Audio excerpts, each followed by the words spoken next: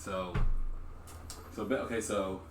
in like 1800, China and Britain were going to war over I don't know exactly what. Britain was going to war with everybody, but Britain won the war, and China ceded Hong Kong to Britain. Mm-hmm. Now they wrote up some type of deal where, in like I don't know what amount of time it was, in a certain amount of time, Hong Kong would go back to for 99 years, Britain kept Hong Kong, and they would give it back to China when that 99 years was up. So 99 years was up in 1999. Hong Kong went back to China, and China kind of had Hong Kong had a kind of weird political system. So they don't vote on the leader of Hong Kong, so they don't vote for president, but they do get to vote on like a legislative body called the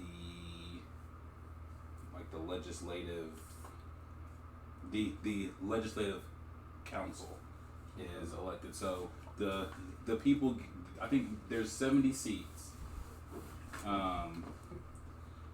The people of Hong Kong get to vote on 40 of those seats, and then the businesses in Hong Kong get to vote on the other 30, which I thought was very interesting, because I know I've always thought, I've always personally thought that some of the people in Congress should be people who are professionals, who are in that field, right?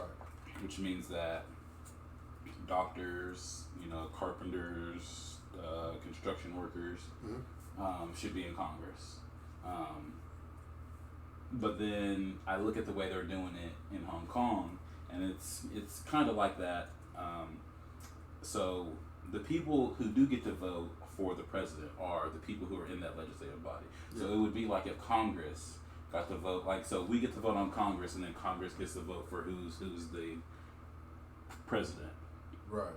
Okay. So like I said, the people who get to vote for president is that legislative body. So the other 30 seats are voted on by by some of the top businesses in China. So it kind of be like, maybe ExxonMobil or Apple or Google being able to vote on who gets to vote for president. So it's kind of a very interesting take. So that's kind of the history of China. I want to make sure I explain that for some people who might not know, what goes on with China and Hong Kong. So in 2047, China will go back to the one system in Hong Kong. Right now they have something called one state, two parties, or one country, two systems.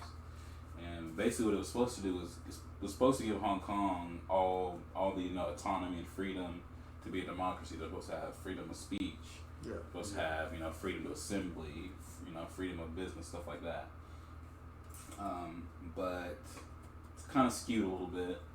So like I already explained about their political system, how they vote on that type of stuff. So what's going on with these protests? So these protests are crazy because they had a protest in 2003, which was mainly about free speech. Okay. And it was just like, I've always been fascinated with the protests in China because of the amount of people that protest during these things. And it's just it's a crazy amount of people, like 500,000 people, 5 million people protesting at one time. It's completely ridiculous. Is there another example of like a protest that they recently had? They had one in 2014, which was that the one with the umbrellas, or And then, I don't know exactly what you're talking about. The most famous one is Tiananmen Square, where that one guy stood up in front of the tanks, and I don't know if they ran his ass over, but I don't think it ended well for that guy. There's a picture of that, I think. Yeah. So what's going on right now?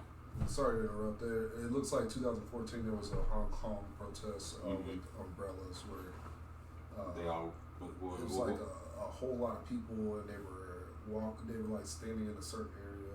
I'll show you a picture of it, but they all had like umbrellas, and it was to represent like Hong Kong being released from tyranny.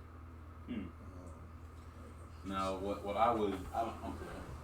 You know, interesting about those umbrellas. They should have brought them this time, because right now China has all this. They have all this surveillance, bro. Like they ain't playing. Like people run around with masks on and stuff because China, they got that surveillance. So if they catch your ass, they gonna come and get you.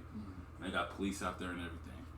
So what's going on with this protest is there was a guy and his girlfriend from Hong Kong, and they took a vacation to Taiwan. Now in Taiwan, this guy, so he ended up coming back to China, and she didn't come back. Well, they found out, he ended up killing her and coming back to Hong Kong. So Hong Kong, this is what I don't understand about this. So Hong Kong could not charge him because he didn't murder her in Hong Kong, and they could not extradite him to Taiwan because they didn't have any type of treaty in a way.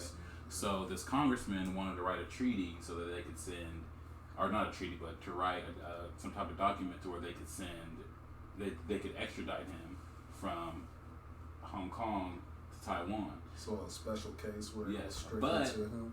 But he also put in there that they could extradite him to China, and that's what pissed people off.